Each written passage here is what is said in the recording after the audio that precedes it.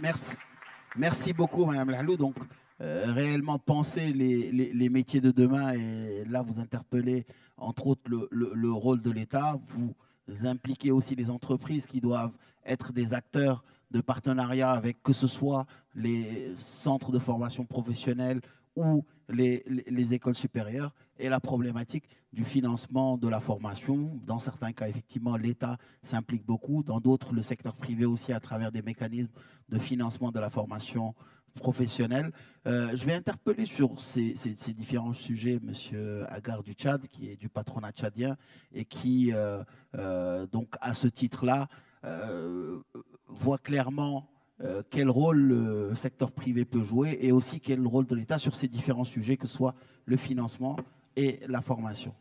Merci, M. Diop. Madame terminait tout à l'heure en rappelant l'implication des entreprises dans la formation de jeunes, notamment pour améliorer leur employabilité.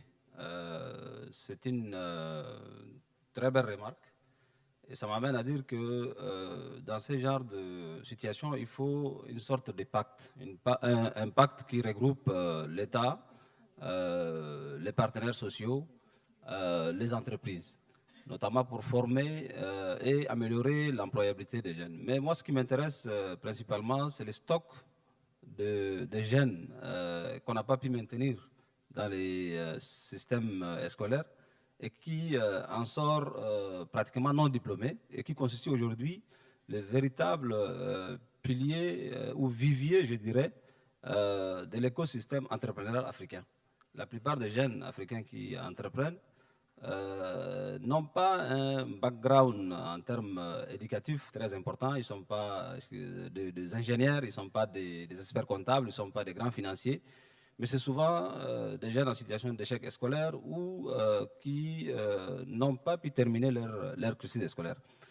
Et c'est là où le pacte va être important. Il faut mettre en place des mécanismes qui permettent d'accompagner ces jeunes pour avoir accès à la formation, améliorer leur accès à la technologie, à la compétence. C'est des choses qui sont disponibles un peu partout. Donc, qui permettent finalement à ces viviers de jeunes de pouvoir entreprendre dans le cadre d'un pacte global. Améliorer l'employabilité des jeunes passe nécessairement par la réadaptation des systèmes de formation actuels qui, pour la plupart des analystes, déversent sur les marchés des profils ne correspondant pas aux réels besoins des entreprises. Mais est-ce qu'aujourd'hui on est en mesure d'anticiper ces métiers d'avenir, ces métiers qui n'existent pas encore et qui correspondent à une évolution voulue ou subie de l'industrialisation? Donc moi je dirais vraiment qu'il est important, certes, d'améliorer la qualité de l'enseignement, le système éducatif, mais de ne pas laisser de côté cet stock important de jeunes africains qui aujourd'hui a besoin d'un peu de connaissances, d'avoir accès à des choses très simples pour pouvoir entreprendre et constituer peut-être la force pour une co-émergence industrielle de l'Afrique de demain.